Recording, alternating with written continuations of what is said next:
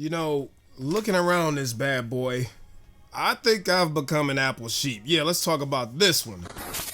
What's up, y'all? Tight Shirt Terry Warfield back for another video. I apologize in advance. I'm losing my voice. I hope you're having a fantastic day. I am so far. Let's cut right into the meat potatoes. Terry, why do you use so many freaking Apple products? I've been wanting to make this video for a while. I've been asked this question a few times. So in this video, we're going to talk about it. Now, a few things I want to say real quick. I know some of you are going to be in the comments literally acting like 2-year-olds, all calling people out of their names and telling people how stupid they are because they don't agree with your position when it comes to Apple products. I do not care. If y'all want to act crazy in the comments, I'm just gonna hide you from channel. Second thing is, Terry Warfield loves all things freaking tech. So I love Apple products, I love Samsung products, I love Microsoft, I love LG, I love cameras and phones and video games and cars and all types of crazy stuff. So just because I'm saying that I love Apple products does not mean that I don't love everything else. As I said in the beginning of this video, I think it's pretty safe to say that I am officially an Apple sheep. I wasn't always this way, but I am now. Now, I think it's also fair to say that a lot of things I'm going to mention and talk about, I know other manufacturers and OEMs are coming up with their own solutions. The problem with those said solutions is all of them are still being worked on. None of them are as refined and ingrained into the ecosystem throughout the entire ecosystem like Apple. As a content creator, and I think it's important to say that because I get it. There's people who do gaming and stuff on their computers and all that, and obviously Mac is not the platform for you. There's people and companies that need to build out full-scale server setups and all that stuff. I get it, Apple is not the best product for you. But as a content creator, Apple has become the best product for me. And that's because of ecosystem. One thing about ecosystem is just picking up something like an iPhone is not going to give you anything more than picking up a Samsung S22 Ultra or Google Pixel 6 Pro or anything like that.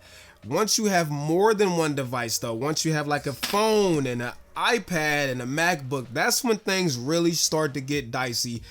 And that's what I'm talking about. So I want to talk about first though, longevity, build quality, software updates, because these are huge. Now, I get it.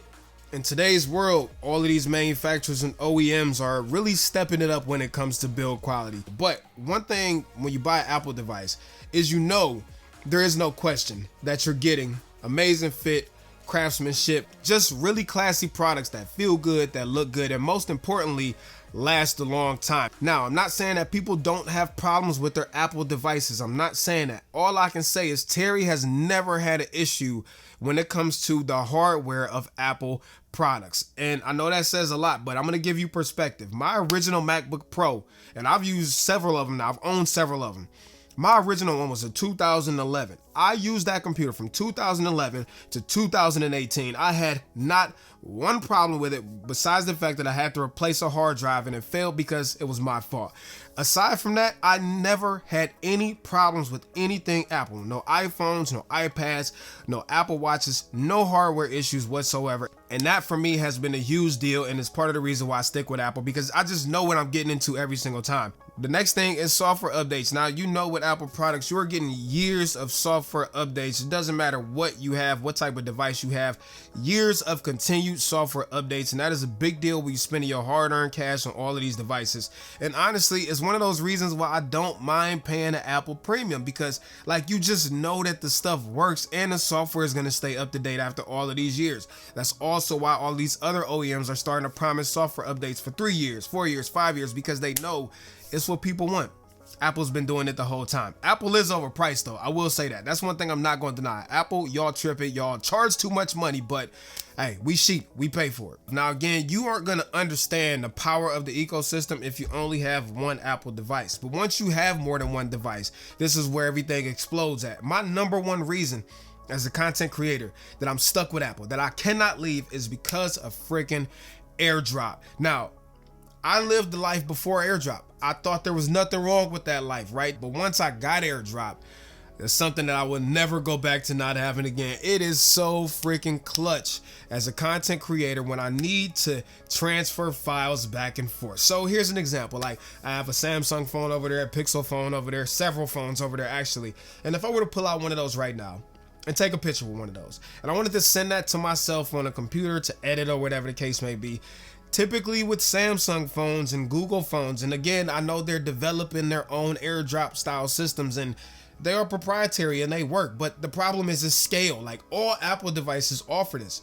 All of these new OEMs are kind of new to the party, but back to my point. So typically I would have to pull the memory card out or plug the phone into the computer or upload it to Google Drive and then download it back to the new device and all of that stuff. And with AirDrop, I just don't have to do none of that stuff. Every single Apple device I own has AirDrop on it, and this is powerful for me. Let's say I'm editing a video, right? And I forgot, like, you know, damn, I forgot to get this B-roll clip. Well, because my iPhone's camera is so great, I can literally just film this clip of B-roll and AirDrop it to myself, and it's instantly on my computer, and I can just drop it right onto my timeline. Here's another example. A lot of times I make videos on my computer because I use Final Cut Pro, and I want to maybe make a 9:16 crop of that to post to Reels or TikTok or something like that. Well, I could just edit it and then AirDrop it to myself and post it. Like, it's literally seamless, and I really love that about AirDrop. The next thing is Universal Clipboard, and some of you guys and gals don't know what this is. Let's say I'm browsing a website on my iPhone and I'm like, oh, you know what? For whatever reason, I need to look at this on my computer. As soon as I copy it from my phone, it is instantly available to paste across all of my Apple devices. That means iPads, that means other phones, that means computers, whatever. Universal Clipboard is one of those things that are coming to other manufacturers and OEMs, but Apple already has it ingrained in the ecosystem. While we're on that note, things like Bluetooth. Yo, I literally pair my AirPods with this phone. It's available on all of my devices at the same time. Or if I put in a Wi-Fi password on this phone, it automatically transfers that Wi-Fi password to all of those. Notes is an even bigger benefit. I start a note on my computer. That note is instantly available for me to maybe like read bullet points off for a video from my phone or from my iPad. I can even be in notes on a computer, and there's a little button in the upper right hand corner of the Apple Notes app that says take picture. It'll start the camera from my phone so that I can take a picture from my phone and import that immediately into the note that I'm already typing on my computer. Like, what? Then you have things like Sidecar. Like, if I'm editing Final Cut Pro, I can literally just pull out my iPad and use this as a viewer window for Final Cut Pro. And while I'm talking about applications as a content creator, applications are one of those things that make it very, very hard to leave. Optimization is what I'm trying to say. I should have mentioned this earlier in the video, but optimization. Apps on Apple just work so freaking well. Every app is designed the same way. The design language is the same across all of the apps.